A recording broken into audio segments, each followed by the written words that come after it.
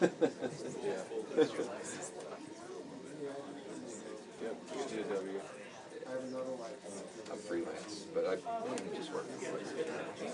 They hire me enough that it's kind of, that's all I do now. How long have you been doing this work? Since like, I think I was 20 when I started. So 1990. Your whole life? Yeah. First job I got here in college, and was like, let's keep doing this. How about you? I used to be a signal guy. Okay. In the Army. Cool. Now I do this. So it's a lot of the same technical stuff, but Yeah. it's less technical for sure. It's amazing how, so like, did you study Morse code and stuff like that? No, actually, no, my dad did. Oh, really? He was in the signal club. I noticed, I saw something about ham radio operators the other day, just on YouTube, and they were talking about how it's changing so much that some guys are going back and doing Morse code. They're like, that's their new hobby. It's like the old Morse code thing. Man, it's like, It's pretty cool. yeah.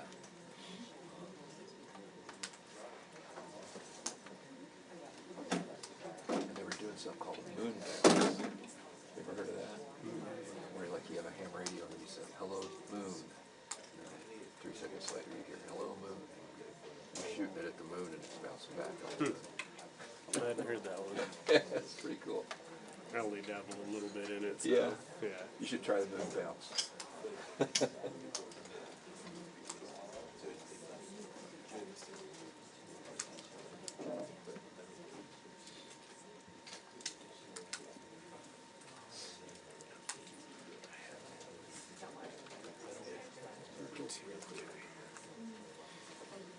It's going to be a long duck.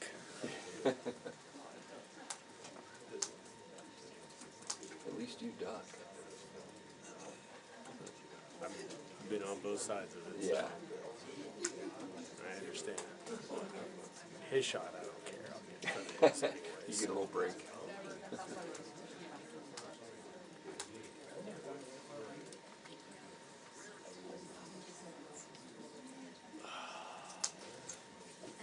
Do a mic check real quick. Oh, please.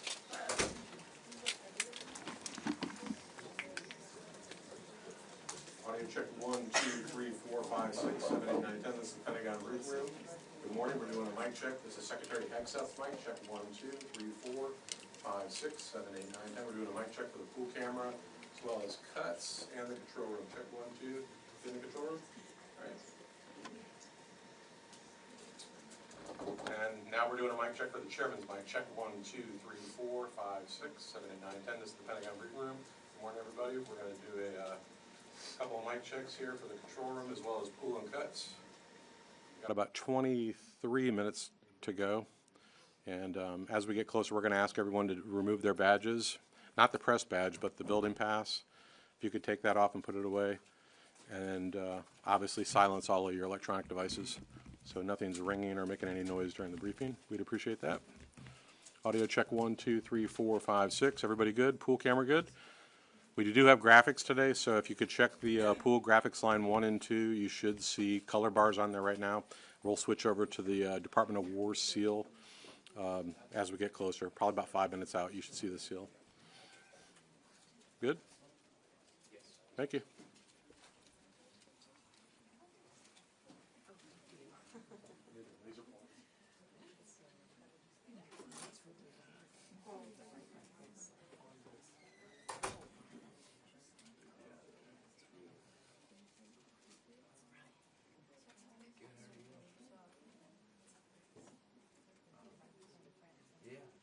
Yeah, I will have to come back by, but I might stop by the library.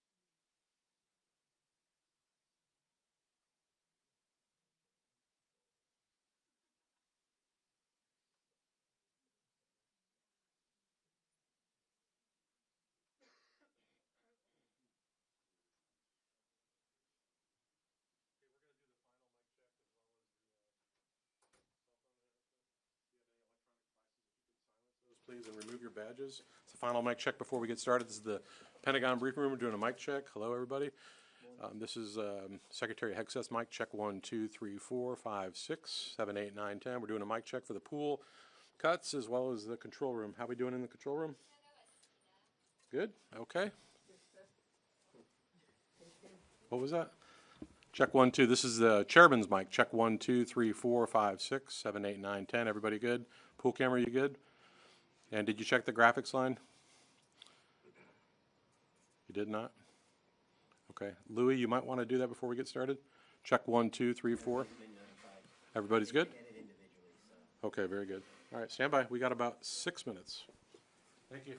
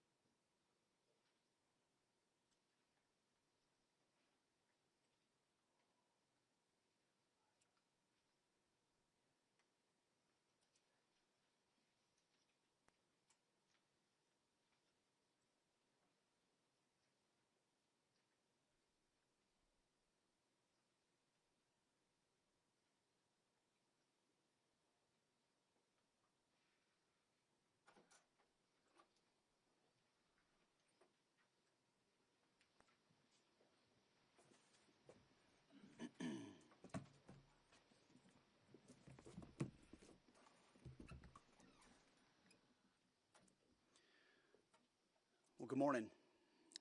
Unlike the endless wars of the past that dragged on for years and for decades with little to show for it, Operation Epic Fury has delivered a decisive military results in just weeks.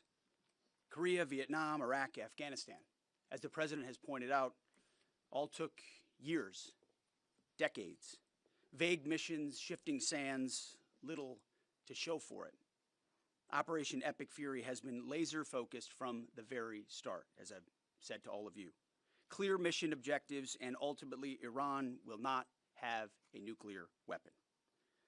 It's a bold and dangerous mission, a gift to the world, historic, courtesy of a bold and historic president. That mission continues today in this new phase as Iran has an important choice, a chance to make a deal, a good deal, a wise deal. As part of that effort, the United States has imposed an ironclad blockade that grows more powerful by the day. From the Gulf of Oman to the open oceans, our Navy is enforcing this blockade without hesitation or apology. Now, as usual, there's a lot of false information out there. I'll say this, every ship that the U.S. believes meets our criteria, either Iranian ships or to and from Iranian ports, has been turned around. As of this morning, 34 total. Non-Iranian vessels are allowed to transit, and many have, including overnight. Not only is the blockade growing, in fact, a second aircraft carrier will join the blockade in just a few days, but this growing blockade is also gone global. Just this week, we seized 2 Iranian dark fleet ships in the Indo-Pacific region that had left Iranian ports before the blockade went into effect. They thought they'd made it out just in time. They did not. We seized their sanctioned ships, and we will seize more. Our blockade is growing and going global. America's military is unmatched, projecting power, denying passage to adversaries, and protecting our interest at the time and place of our choosing. No one sails from the Strait of Hormuz to anywhere in the world without the permission of the United States Navy. To the regime in Tehran, the blockade is tightening by the hour. We are in control, nothing in, nothing out. Iran's battered military, the IRGC specifically, has been reduced to a gang of pirates with a flag. They cloak their aggression in slogans, but the world now sees them for what they are, criminals on the high seas. They don't control anything. They're acting like pirates, acting like terrorists.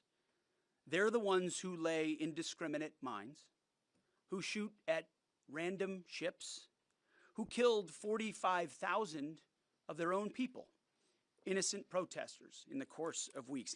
Their own people. They are the bad actors. The vessels that the Iranians seized in recent days, a couple of them, they're not American ships. They're not Israeli ships. They're just random ships that where they drove their little speedboats up to and shot at those ships with AK-47s. Anyone with a speedboat, a gun, and the wrong intentions can do that. They know that we, the United States of America, control the flow of global shipping, and we know that they know. Their real navy is at the bottom of the Arabian Gulf. It's worth saying again, for 47 years, Iran has been at war with America, killing our citizens, our soldiers, and our allies, while previous administrations looked the other way. The real endless war is the war that Iran has waged on us for 47 years. President Trump is the only president with the guts and moral clarity to finally do something about it. I see it every day behind closed doors. President Trump's fortitude is unshakable, and his mission is crystal clear. President Trump said it again yesterday. We have all the time in the world, and we're not anxious for a deal. And I hear him say it every day in private as well. Iran knows that they still have an open window to choose wisely. As we said previously, choose wisely at the negotiating table. All they have to do is abandon a nuclear weapon in meaningful and verifiable ways, or instead they can watch their regime's fragile economic state collapse under the unrelenting pressure of American power. A blockade as long as it takes, whatever President Trump decides. Because the bottom line remains the bottom line. Iran will never get a nuclear bomb. The choice is theirs, but with this blockade, the clock is not on their side. Moreover, President Trump has authorized the United States Navy to destroy any Iranian fast boats that attempt to put mines in the water or disrupt passage through the Strait of Hormuz, to shoot and kill. Our commanders have clear rules of engagement. If Iran is putting mines in the water or otherwise threatening American commercial shipping or American forces, we will shoot to destroy. No hesitation, just like the drug boats in the Caribbean. It's also worth saying, this should not be America's fight alone. We barely use the Strait of Hormuz as a country. Our energy doesn't flow through there, and we have plenty of energy. Just look at the new global Congo line, headed to Texas. A beautiful picture. Europe and Asia have benefited from our protection for decades, but the time for free riding is over. America and the free world deserve allies who are capable, who are loyal, and who understand that being an ally is not a one-way street. It's a two-way street. We are not counting on Europe, but they need the Strait of Hormuz much more than we do, and might want to start doing less talking and having less fancy conferences in Europe and get in a boat. This is much more their fight than ours. On this core mission, America's will is unshakable, our capabilities unmatched. Our blockade is only growing and going global. And as the President said, we have all the time in the world. Iran has a historic chance to make a serious deal, and the ball is in their court.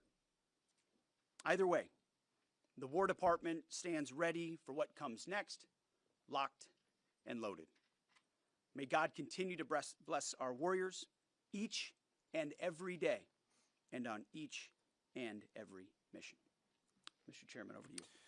Thank you, Mr. Secretary, and good morning, everyone. Thanks for being here. Today marks 55 days since the President of the United States ordered major combat operations against Iran.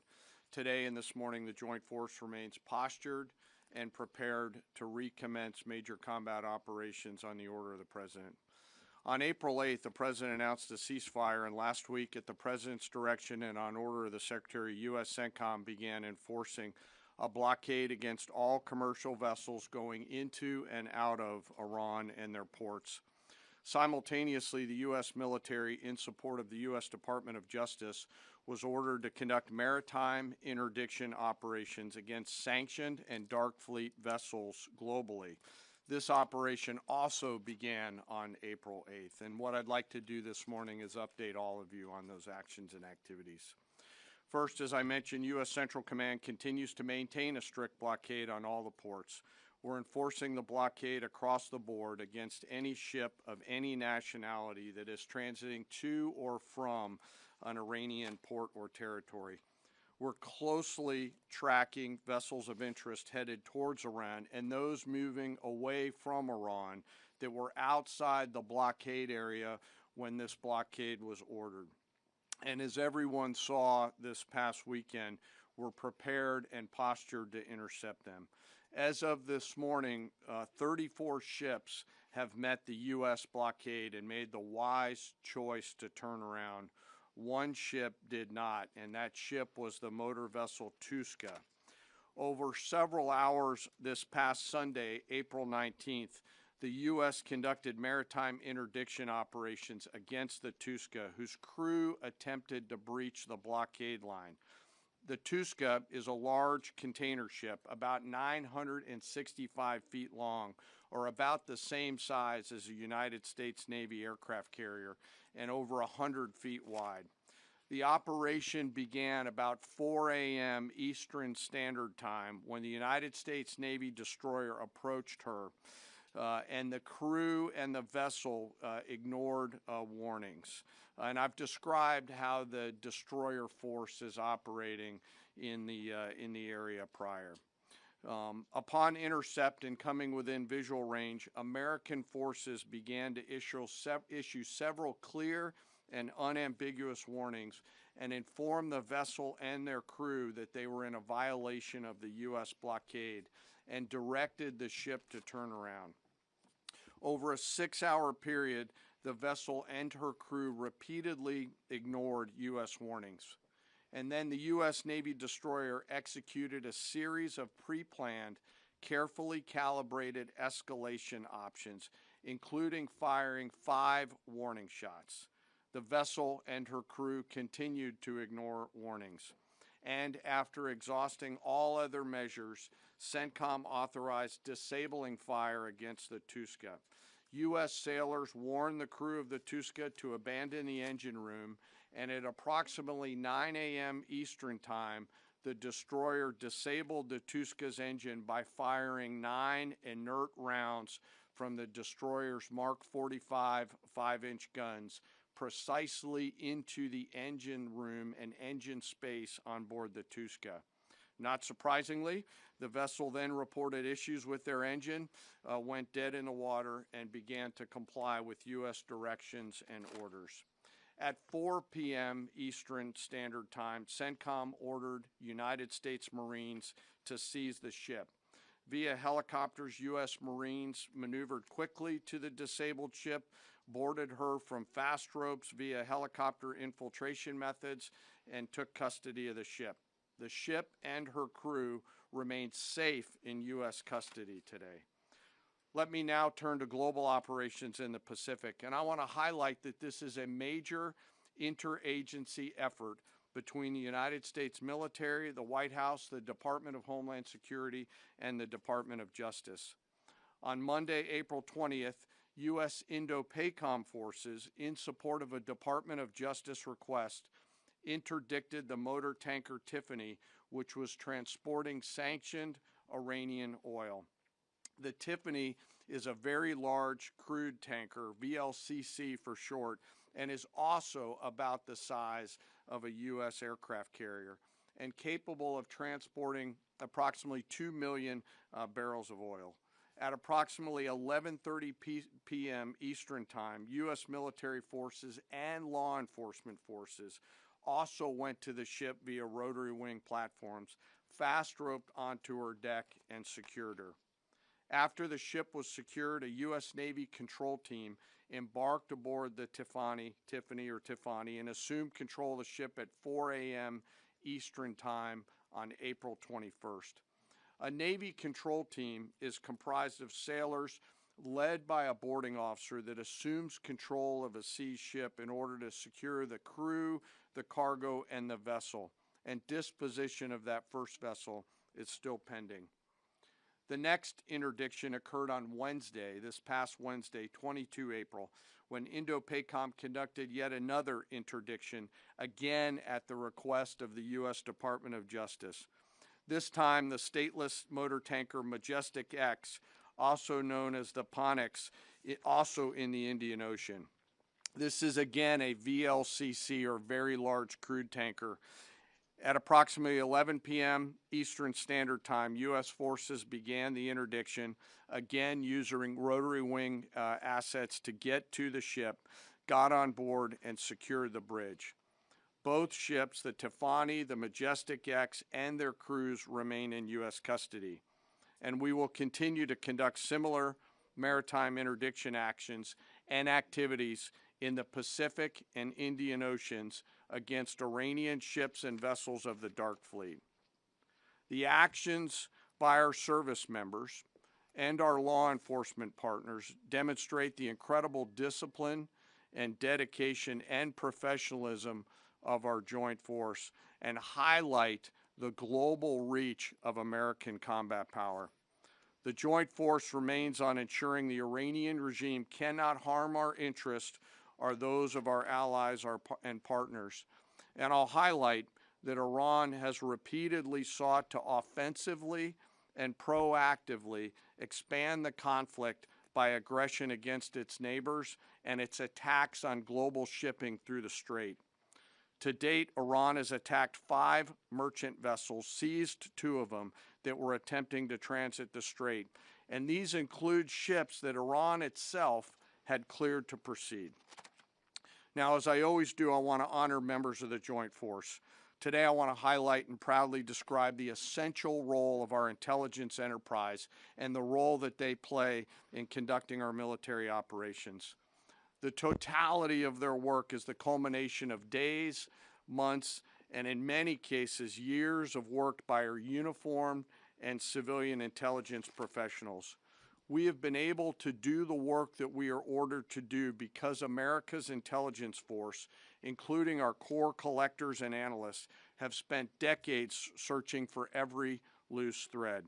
From the determination of a particular intelligence requirement to that piece of intelligence being collected in the field by a military or interagency case officer, to the rigorous analysis that goes into reporting on that finding, those team members spend their careers answering the incredibly important questions that we must attempt to answer before, during, and after operations. They live in the enemy's mind.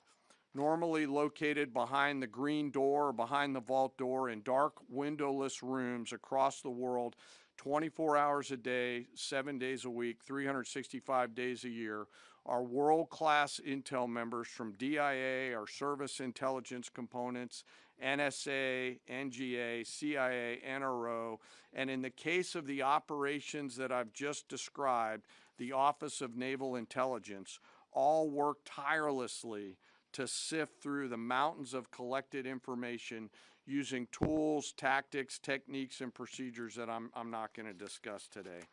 The sun never sets on these world-class professionals, and their goal is every minute of every day to be on the account. And they know the enemy. They know their combat capability, their weapons, their industrial and economic systems, and they know their leaders' pattern of life, where they go, what they think, and what they do. Thanks to their work, we know Iran, and it is an incredible work that they do. Again, none of our operations that we've conducted during my time in this job could have been done without the service of these intelligence professionals.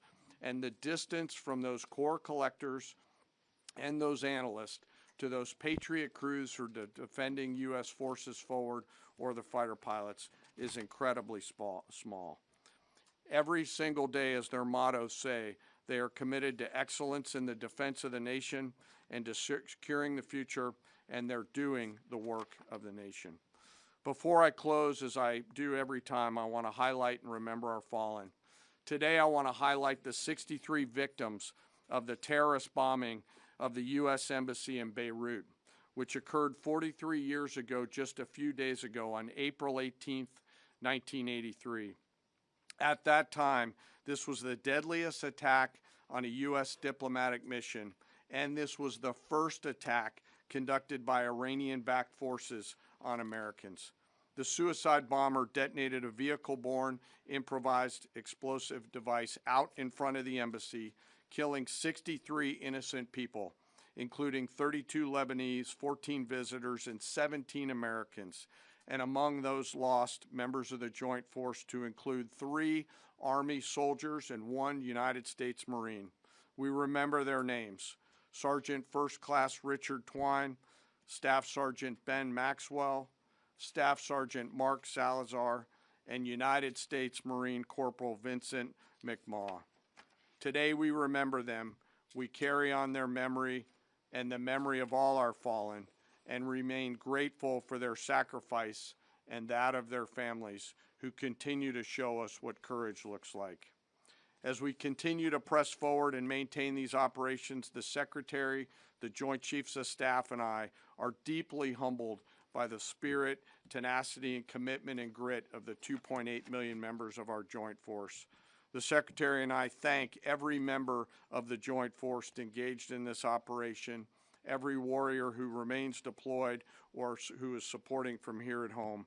Thank you to, and thank you to your families. Sir, I'll turn it back over to you. Thank you, Mr. Chairman. We'll take a few questions. Thank you. In your estimation, have there been increased or decreased instances of Iranian vessels either approaching or trying to breach the blockade the longer it is in effect?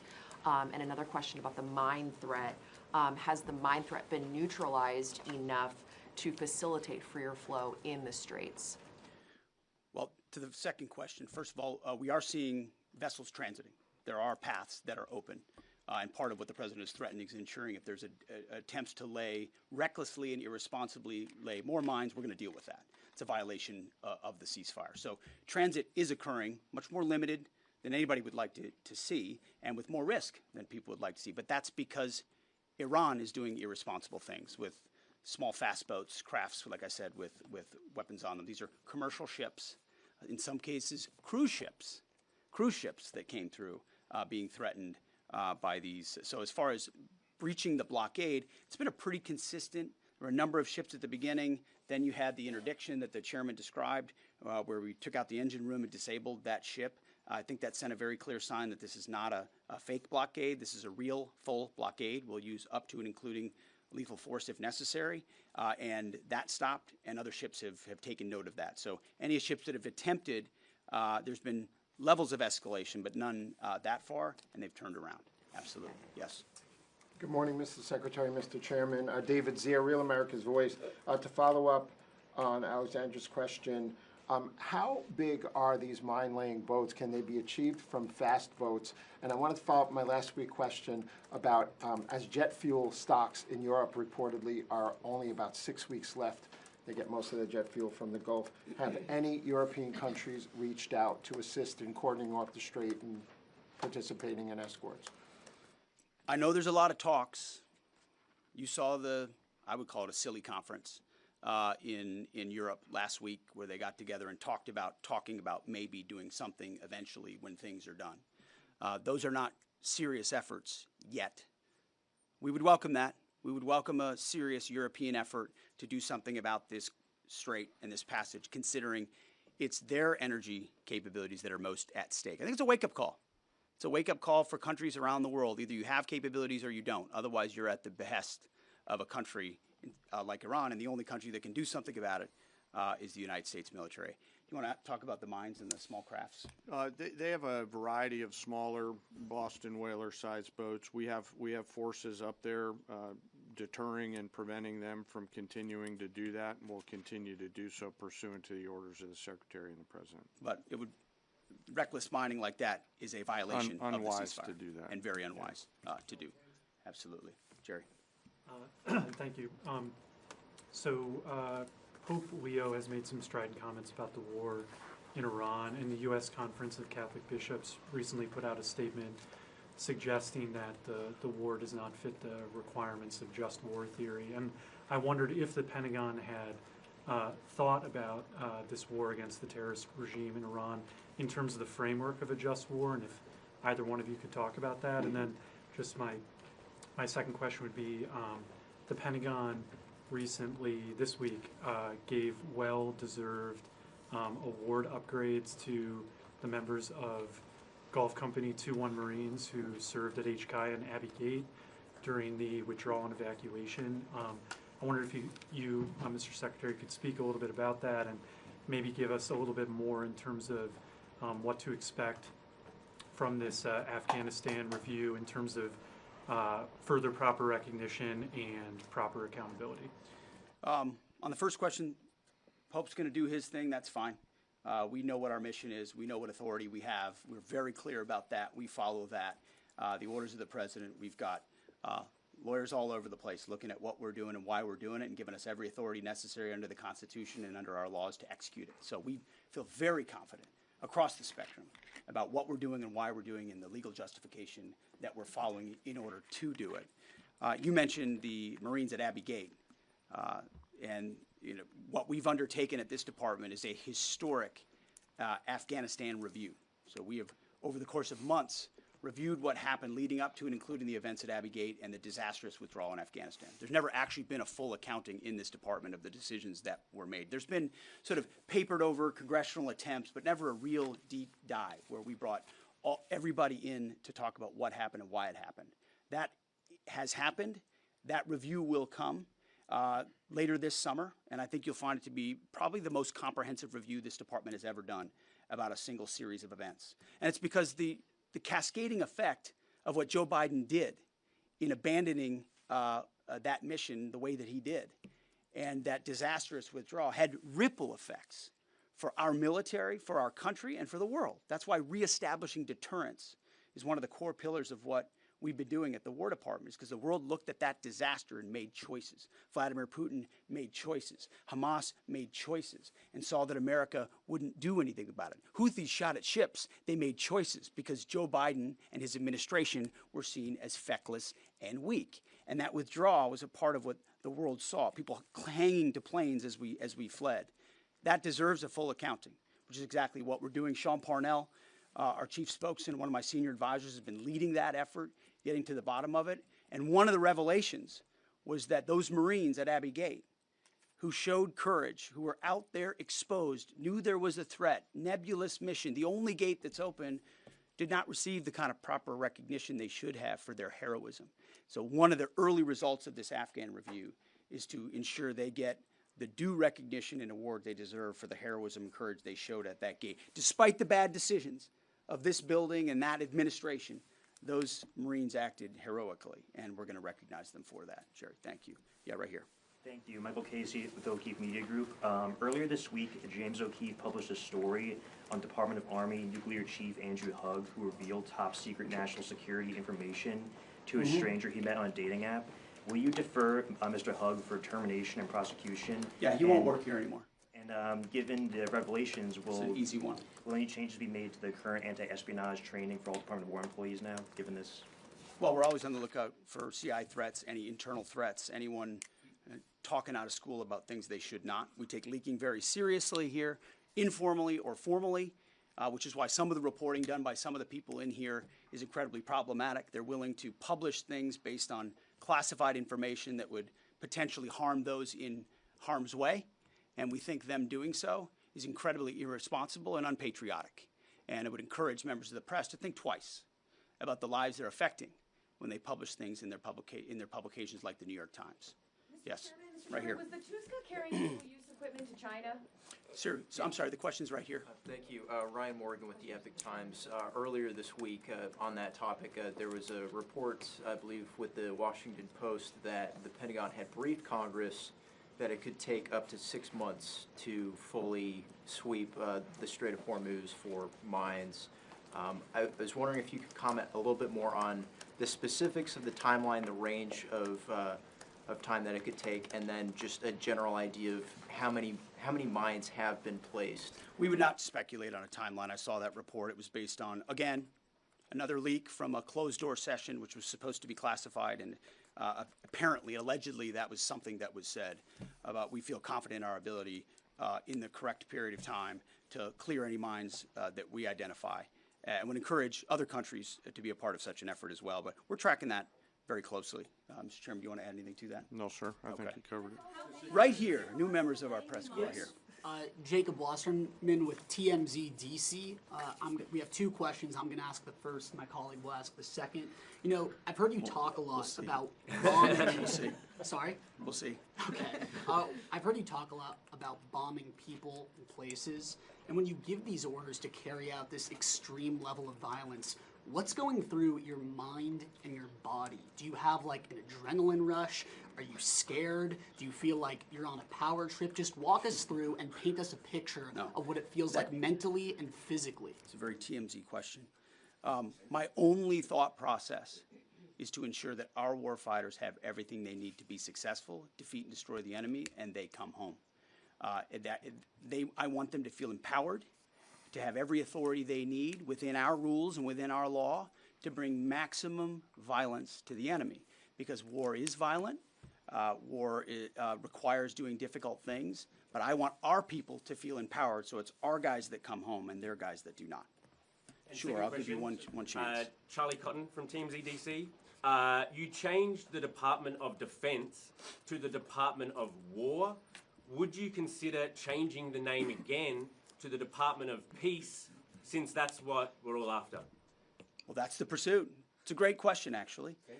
You go from defense to war because you want to be proactive about peace through strength. And really, I gave a speech in front of generals about what the ethos of the War Department is all about, because I wanted to go through every echelon of this department. It means something. It's not just words. And when you fight a war the right way, the idea is on the other side you bring about peace. That is what we'd like to see the most. In fact, I once did a video about the one institution that should win the Nobel Peace Prize every single year is the United States military, because we are the guarantor of the safety and security, not just of our country, but of a lot of people in this world. Last question. Yes, sir. Thank you very much, Mr. Secretary. I do appreciate your time. Since February 28, 725 drones and missiles have hit the Kurdistan region as your loyal ally, killing 22 people and injuring 100 others. Even after the ceasefire, Mr. Secretary, 20 more attacks were carried out. My question is, does that ceasefire include Iraq and the Kurdistan region?